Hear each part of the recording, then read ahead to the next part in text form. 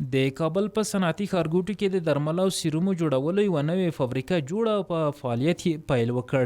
د TGL فارماسټیکل فابریکې د پرانیستې په مراسمو کې د اسلامي امارات لوړپوړو مسؤلینو هم ګډون کړی و چې د دغه فابریکې جوړېدل یې د هیواد د اقتصادي پرمختګ په برخه کې مهم ګام یاد کړ.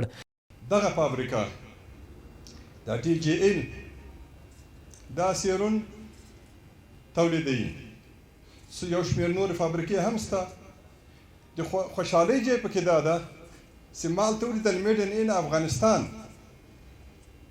په کلونه کلونه باندې موږ دوايانې او سیرونه خارجي تر سترګو کېدل چې د هغه بل هېواد نوم به پرې لیکلی و. دا د افتخار د خوشحالۍ خبره ده چې د افغانستان سیرون دلته جوړیږي. د خصوصي سکتور د وده پیاوړتیا سره ګڼ شمېر هیوادوالو ته کاري فرصتونه برابر شوي او د اقتصادي پرمختګ په برخه کې هم رغنده رول لوبولی دی.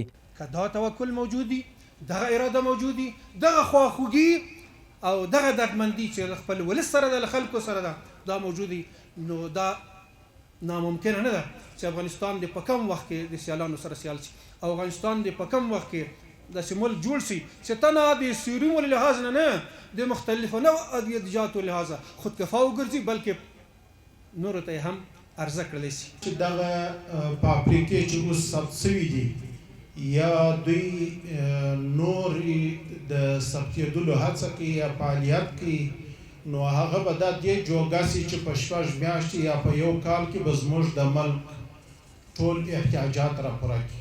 د یادونې وړ ده چې د کابل په صنعتي ښارګوټي کې د بېلابېلو توکو د تولید لسګونه فابریکې شتون لري چې زرګونه هیوادوالو ته یې په مستقیمه توګه کاري فرصتونه برابر کړي او د بهرنیو هیوادونو د وارداتو کچه یې تر ډیره کمه کړې ده. هیوادوال هیلهمند دي چې په تولیدي فابریکو کې د توکو د کیفیت لوړولو ته ځانګړې پاملرنه وشي.